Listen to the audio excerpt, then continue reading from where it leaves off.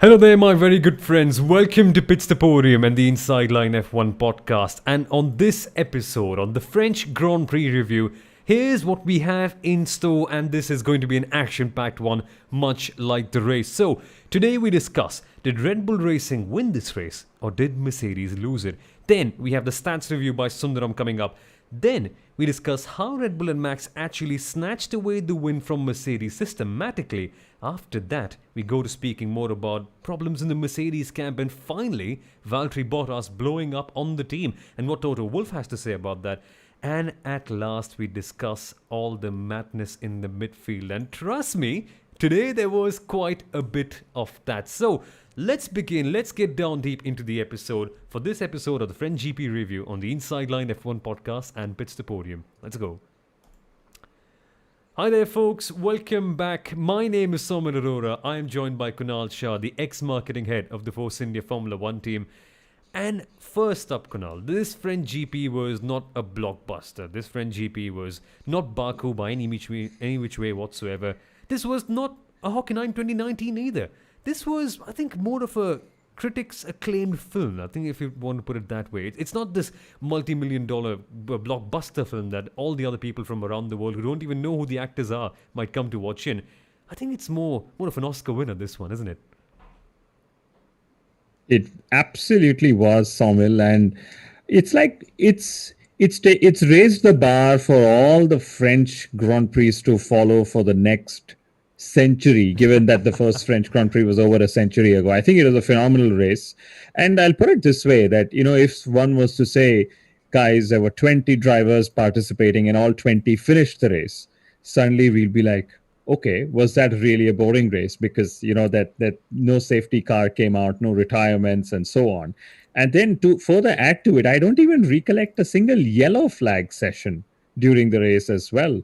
So, when you put together all these pieces and when you consider the fact that they were racing at Circuit Paul Ricard, I think it was a phenomenal race. And I'll put it this way, I watch Formula E. I know you're the in-house Formula E expert. And, there was a point of time when cars were overtaking left, right, and center, something, we normally don't see at Paul Ricard. And I was just like, is this Formula E? Like, I lost track after a point. After a point, I just said, you know what? I told the studio team, that's it. Put it under random overtakes. I kid you not. Actually, I've got a problem with that. I know we're trying to be more on a positive note today because everything was, but I think it takes away the value from each overtake when there's just simple, bland, boring DRS overtakes when you can't fight back. And literally, I don't think any driver, apart from Pierre Gasly, was actually able to block off an overtake today, which is a bit of a shame, to be honest. But that aside, that's just one of the negatives out there. So many major positives from today's race. We shall get to all of that. We shall get to discussing all the topics we mentioned in the contents part of this video and the podcast a few minutes ago. But the Manscaped Lawnmower moment of the race weekend, Kunal, who gets it for you? It has to be Max Verstappen. I was shocked, much as every single viewer was. I'm sure people literally got off their seats when like, is that really Max Verstappen who's gone off turn one? And that to me was the lawnmower moment for more than one reason, Soumil. First is, of course, Max, Lewis, title battle, Max on pole. Lewis's best shot was, probably turn one at the start. Max got a great start. So that's the usual sporting side of it. But the question I ask, Soumil, is had Max Verstappen not made that mistake, had he not clinched the Manscaped lawnmower moment at that time, okay, would we still have had an interesting French Grand Prix? Would it have been that he would have led at the front, he would have kept his pace, he would have kept the 2-second gap to the Mercedes cars, and maybe, just maybe, we could have gone back to having a boring race? Who knows?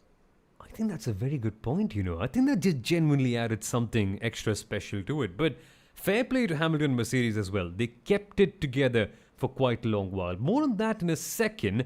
And by this stage, you know exactly what we're going to be talking about. So on your screen right now, if you're watching the video, is all the good work that we do with Manscaped. And yes, you can use the code TRIMINSIDE at checkout to get 20% off on all their products and free shipping wherever you are. Sadly, apart from India. But they'll be getting there. That's Manscaped supporting our video and the podcast today. It's great to see them coming on here, and it was great to see all the battles that happened. So, without wasting any time, let's actually get into the very first topic, which is, did Red Bull Racing win this race or did Mercedes lose it? Your thoughts, Kunal? We already know the background to this. Verstappen, of course, having his incident right there. But the first thing that comes to mind, let's take it incident by incident. Red Bull Racing undercutting Mercedes. Why? What was that all about? I think I thought that the teams would know better in terms of analyzing their data, but also Ferrari got it very wrong either as well. I mean, they were not caught up on everything. They eventually got lapped big time by their major rivals too. So was it Mercedes? I don't know. This may sound a bit sensational, but I don't really intend it to be. Did they sort of get a bit too complacent in a way? Well, firstly, we were expecting rain, and I know the Formula 3 race had a lot of rain. It was a wet race, literally, right? And for the Formula 1 Grand Prix, by the time it was, time for the 5 red lights to go out for us, the rain had stopped. But what happened is the rain did us two very good things. First is it rained out the track, which sort of, greened it up again, as we call it, right? And then it lowered the temperatures. And these two factors literally helped give us the unpredictable race and the unpredictable tire, usage that was there, because all along, Pirelli themselves thought it's going to be a one-stopper, right? And then suddenly you see Mercedes drivers are screaming post-race saying, we told the team it's going to be a two-stopper. And, at this stage, I think Mercedes yet again, and they've shown this in the past, right? They let, artificial intelligence, machine learning, all the cool buzzwords in the field of technology, data analytics and big data and all those words. They let that overrule driver gut, right? So maybe Mercedes could have probably planned to have a two-stopper race or beforehand, like they, for example, did in Spain, right? So it's easy to say that Mercedes probably lost it, but the truth be told, Red Bull had their measure all through the Grand Prix weekend, Soumil. Max's pole position, again, he was 3 tenths ahead of Lewis Hamilton, which is phenomenal, given how closely matched they are. And I would say that Red Bull and Max lost it at the first corner, right? But Max brought it together at the undercut and then finally pulling together the two-stop strategy. And I know it's now becoming but it was so crucial what Red Bull did today in terms of the undercut and then the second stop, Soumil. And in all of this, they will not forget Checo Perez's contribution. He was there as the perfect wingman for Max, and he took points away from Mercedes by overtaking Valtteri Bottas for the podium spot. Did that job quite well, Sergio Perez, eventually. And I was initially thinking that in the first stint, his pace was not very good. I was thinking that, well, shouldn't he be gunning for more? But I think it's the unpredictability of the conditions that really brought him back into the picture, eventually helping him get P number 3. But that was very, very interesting. So let's speak about the topic we just touched upon over here. Why and how Red Bull Racing and Max snatched the win away from Mercedes in this particular case. Now, this is a bit of a curious one, this particular case. Now, it wasn't supposed to be a two-stopper. It always seemed like a one-stopper all the way through, Kunal. But Red Bull, they took the chance. I think it is just a case of them realizing that, hey, it's been far too many times that Mercedes has got the edge on us on situations like this one. Might as well just try something out of the box and see which way it goes. But what they did was something that many say that in hindsight Mercedes should have done. Split up the strategies. But Mercedes declined doing that. And we all saw Bottas exploding. More on that in a few minutes' time. But this really was absurd. It was. And, I think overall Mercedes were checkmated, if I may put it that way, like they checkmated Red Bull and Max Verstappen at Spain. So the undercut was extremely powerful. We saw, Charles Leclerc. I think he undercut like 2 or 3 drivers. It was Pierre Gasly and even Daniel Ricciardo. When he went into the pits the first time around, and he was one of the first ones to pit, right? So the undercut was extremely powerful. That's because the new tire advantage was what helped Max go faster than Lewis Hamilton, in the first round of pit stop. So that was one. And then the second thing, one of the reasons why Mercedes couldn't really stop was what I said before, that Checo Perez was actually perfectly poised to take track position away from both the Mercedes drivers had they pitted the second time. So it was fantastic placement. It was like a dream placement, I would say, for Red Bull. Max being able to do what he was doing and to have a wingman to help Max in race strategy and the team, with taking points away from Mercedes. So Mercedes must be scratching, saying, "Okay, that's it. We didn't have a quick car, and that's why we got played." Checkmate, literally, is the way I'd like to put it. In terms of pace as well, when we look at everything, right?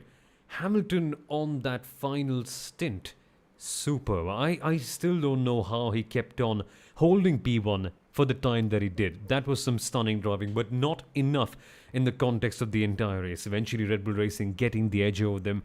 But it's made me wonder a little bit about this particular point, Kunal. Mercedes, I think for the entire existence, since 2010 to 2013, yeah, they were in competition, but since 2014, more or less, so most of their existence, they never have had any direct 1v1 competition from an external team. Is this just a case of them not being, I don't know, sharp enough in a case like that? Because they've never ever been challenged externally. It's only been internal.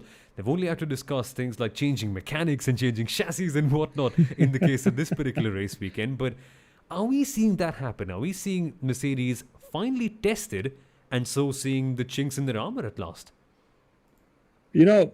Maybe that's the case, and I know a lot of listeners here and viewers here would be turning and saying, "But hey, Mercedes was challenged by Ferrari back in 2017, 2018," and yes, that's correct. But truth be told, Red Bull operates at a different strategic excellence when it comes to race stops and strategy than Ferrari does. And we all know how Ferrari's Plan C almost never worked, right?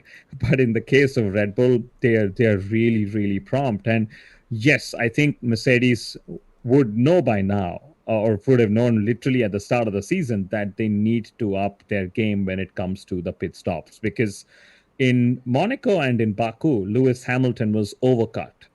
In France, he was undercut. So literally, they must be first saying, "Can we just have a pit stop where we maintain position before we actually gain position on a rival?" So I'm sure they're going to be wanting to sharpen their tools and their pit stop acumen. But again, it's the margins are so fine. It's got very little to do with ability. It's just about what you are able to play and what cards you hold at that moment, Soumil. It's just those split seconds decisions, right? This is why this one, I think that the reason why I said at the start this would be a critic's choice race winner, that sort of stuff, and not the biggest blockbuster, is because of battles like this. Clean, fair battles. No shenanigans at all. Just purely on how you perform on that very day as an entire unit. Mercedes said it was their fault. They told both the drivers it was our bad. They eventually conceded defeat, which is a good thing for them to see. But more on why they could have bigger problems in a second. But here's for something positive right now. Here's for something more fun. It is actually time for a mid-race break where we do our stats review by Sundaram. It's the first time that we've got this right here. So let's check it out. Here's the stats review by Sundaram coming up right now. Thank you, Soumil. Well, we saw Marc Marquez winning at his favorite track in MotoGP, the Sachsenring, while Mercedes could also won at their favorite track, Circuit Paul Ricard, had the race been 2 laps shorter. Well, Max Verstappen went on to take the lead of the race in the dying stages of the race, and that was that. Well, apart from the fact that we got an exciting French Grand Prix, which is pretty surprising in itself, and we also got to see Valtteri Bottas venting his frustration at his team.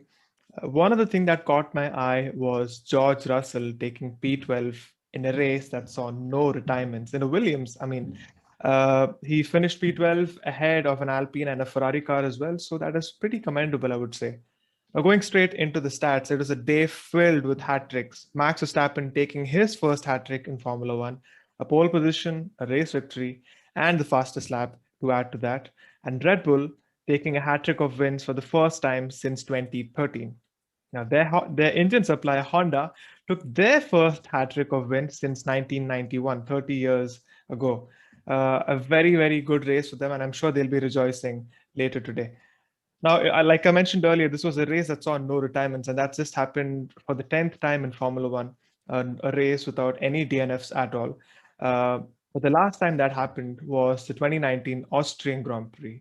The reason I mentioned that is another race where Max Verstappen took the lead in the final stages of the race. That time it was Charles Leclerc he overtook, and he eventually went on to win that race as well. Now, talking about his teammate Sergio Perez, I mentioned in the preview video that he had never scored points in France, and finally, what a way to do it! He's taken that with back-to-back podiums, the first time he's done that in his career as well. Now we have to talk about Ferrari. They had a terrible race. They are the most successful constructor at the French Grand Prix, 17 pole positions, 17 race victories, and they're going home today without scoring any points. The first time that's happened at the French Grand Prix since 1996, 25 years ago. Now, for the last stat of today, I would love to talk about Lando Norris's incredible form, but I will talk about Max Verstappen. Now, he's taken 13 race victories in Formula One. And of the 24 drivers who have taken 13 victories or more, just two of them have failed to be world champions. That was David Coulthard and Sterling Moss. So definitely Max Verstappen is on the path to greatness. And yeah, I think there is a very good chance that he will eventually be a champion sooner or later. So those were some of the stats from this race, more of a mini stats review. If you want to know all the stats and facts from the race, then keep an eye for our stats rundown article, which is going to go up on the website very soon. Well, thank you, folks. I'll see you guys in the next one. I just love this man and his work. Some amazing stats from Sundaram, as always. He's literally not come up with one bad stats preview or review ever, because that's just the quality of all the work that he does eventually. Follow him on the social media platforms down below. Check out his stats review and preview articles down below on the Pits To Podium website as well. And this brings about another fun question. I know it's something that we end up doing quite often here on the Inside Line F1 podcast and Pits To Podium, but your favorite stat out of this one, Kunal? I think for me it has to be that this is Verstappen's first ever triple. That was a bit of an eye-opener for me. Yeah, I think I'll go with the word triple as well. And I think this was the first hat trick of wins for Honda since 1991. And, they have firstly, they're leaving at the end of the season. So they're going to literally seem like they're going to leave on a high if this goes the way we think it will. And second, we know what they have gone through, what they have, faced to be where they are right now with the whole nightmarish start with McLaren. That is so true. It's so good to see Honda finally come up with this. And as Sundaram also mentioned, Marc Marquez eventually getting the big W at Sachsenring. And it's after this big return that he's had with the big injury, after a year coming back, getting his first win. It deserves a podcast on its own. Sadly, we don't do MotoGP. Sadly, I don't follow it as much as Formula One. But this is yet. That's a good point. We don't do MotoGP yet. But Marc Marquez, what a story. That's beyond the point though. What is on the point is troubles at the Mercedes camp. So let's discuss what's happening right here. Are we seeing Valtteri Bottas version 77.77777, whatever you might like to call it? There's been many of them. But today, Kunal, I think he had a reason to be frustrated. It was very much justified because Mercedes could have split the strategies up. They could have gone for, I think, what I would call as the most sane move in hindsight. Again, it's hindsight, I know. But still, why did they not do it? That was a bit amusing to me. I know they eventually got checkmated, but that's because they waited it out. Had they done it immediately, there could have been a chance that Bottas could have been a bit higher. Well, yes, Bottas could have been a bit higher. Bottas could have been on the podium. But let's remember two things. First, this is Mercedes, right? They rarely split strategies between drivers. First things first, right? But that said, Soumil, Mercedes probably know deep down inside it is Hamilton versus Verstappen. And they knew that maybe keeping Bottas out and, having Lewis have a rear gunner, delaying him by a few laps if Bottas could have done that. Because, again, the margins were so small that, in Mercedes' press release and what Sundaram said, that had the race been 2 laps shorter, okay, Mercedes would have probably won, and then Bottas holding Max Verstappen would have suddenly been like that was perfect strategy, right? And of course, Bottas didn't do the best job of holding Max at all, given how short his tires were. But I think that was probably the reason they realized that if they can use Bottas in the longer game of the title battle, why not? And there's nothing wrong in that. I think you and I would have probably done the same thing. Yeah, didn't quite work out well today though. I mean, again, some days you just it works out in your favor. Some days it doesn't. You have to focus on the performance. That's what Mercedes tried, going the more diplomatic route this time out and trying not to split the strategies. But I think in hindsight, it doesn't turn out to be the smartest option. I know it's hindsight again, but Mercedes will be even more rigorous in their debrief than we are right here. So that's going to be interesting to see what they come up with in Austria. But on the more lighter side of things, Kunal, at least lighter for us, Valtteri Bottas has burst up open. He came up on the radio and came up with probably his most explosive message since Australia in 2019. He said, I told you guys, I'm paraphrasing right here. If I say the exact word, I think YouTube might put a strike on us. I told you guys to go with the two-stopper, you never listened to me. Or something very similar. I can't say the exact term, of course, that's a bit of a given. So, we mentioned that at the start. We mentioned that Mercedes choosing to trust data and devices over the driver's gut. But do you like to see this version of Bottas, Kunal? Do you like to see this sort of fire and aggression in him? And I know it's not translated into performances yet, but maybe for many mega sportsmen, this is the kind of motivation they need to go one up. And we know how good Bottas can be when he's at his prime. I love this side of any driver. And, it's even better when somebody like a Valtteri Bottas, who usually is flatlined, when it comes to expressions, unless he's got a cup of coffee with him, which is pretty much all the time, given I think Finns are the highest per capita consumers of coffee in the world. So Valtteri lives up to that at some point. But yeah, I mean, I love this side of Valtteri, and I liked what Toto Wolff said. Finally, Valtteri speaks up and he's letting his frustration out, and understandably, because in a season like this where he's still yet to climb up to P3 in the rankings, he needs all the points and podium finishes he can get. That is so true for Valtteri Bottas. There's that in the top three. Goodness me, we've actually spent 23 minutes speaking about the top three. That is how good of a race that was, right? That is the beauty of this year's French GP. But now, let's come up to something else. Let's come up to the midfield. And so, let's speak about the midfield on the whole. So how did the Papaya power eventually get the edge over the prancing horses that ran out of breath? So let's discuss that. What happened right there, Kunal, was something amazing. I think if you put Daniel Ricciardo and Lando Norris in a tag team in the world of pro wrestling, I think they'll just win every single belt in a matter of weeks. Because Ricciardo, now that he has some sort of good track time, he was flying. And Norris came along with him too. Eventually Norris, of course, being on the different strategy, got a better result than Daniel. But what it really felt like to me is that because the FIA kind of cut down preseason testing, they just put Paul Ricard early on so that some drivers that may not be used to the car can just get some good dull testing time while we're at it, considering that Paul Ricard is such a good testing circuit. But it was far more than that. And McLaren, sure, they were not good in qualifying, but the race pace is certainly very much real here. And that's what Zach Brown said pre-race. He said, the Ferraris had the measure of us in qualifying, but the cooler temperatures and the better race pace would help us, and that's what happened. And I must say, we all joked about the whole Perez said it'll take me 5 races to settle in Red Bull, and then he went and won the 6th race. Daniel Ricciardo actually said he's looking forward to the triple header so he gets more time in his car. And he finally said, he felt like he's at home with the McLaren car, which is key. And this is despite him finishing behind Lando Norris. He was pretty racy all through the weekend. And by the way, speaking about Papaya power, I think we missed this on the world feed, and maybe it's going to come out. But I think both the McLaren drivers did a mid-race swap. And Lando Norris I think Ricciardo let Lando Norris go ahead, and that's how they finished in the positions that they did. But fantastic. I think even when it comes to Norris, he actually lost 2 positions on the opening lap.